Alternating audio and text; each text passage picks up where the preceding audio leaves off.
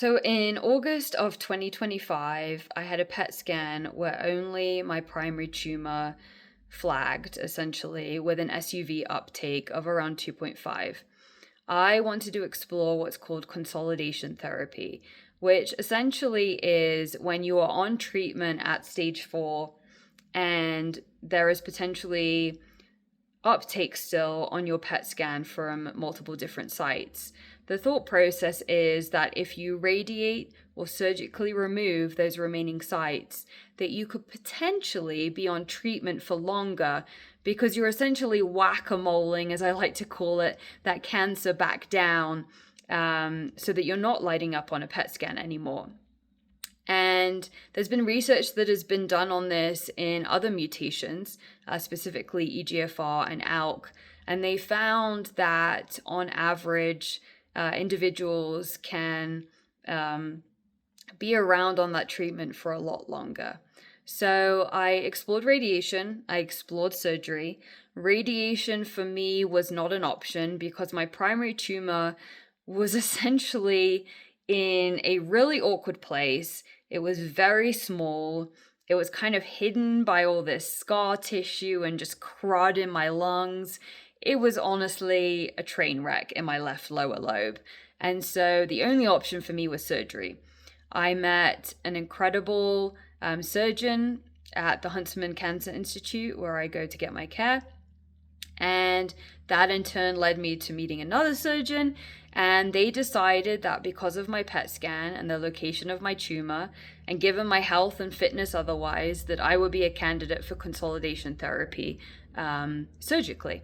And so in October of 2025, I switched treatments from Enhertu to a targeted therapy pill called zongertinib, which allowed me to stay on my therapy throughout the surgery process, which was a big thing for me because in HER2, I would have had to taken a break from treatment in order to have surgery.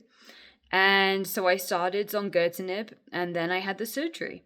And they did a lower left lobectomy through a robotic surgical approach. I was only in the hospital for 3 days and then I left. And I started walking right away. Then it led to hiking. And within 3 weeks, I was back to hiking 3 miles a day in my local area at 7,000 feet altitude. It was a pretty quick rebound. Although, during this healing phase, of course, there was pain, uncomfortableness, but I was provided the right drugs that really helped combat that. And right now, I have no pain, no issues whatsoever. I'm a big proponent of the robotic approach. It really helped me recover a lot quicker. The pathology showed that the lobe that had been taken out had a lot of cancer that could not be seen on the CT scan, which is kind of terrifying to me. So I'm really glad we took it out. I actually had not just one primary tumor, but almost like a satellite collection of tumors in that area that were just so small that they couldn't be seen. But in addition to that, I had innumerable nodules all over the lung, just coated in cancer.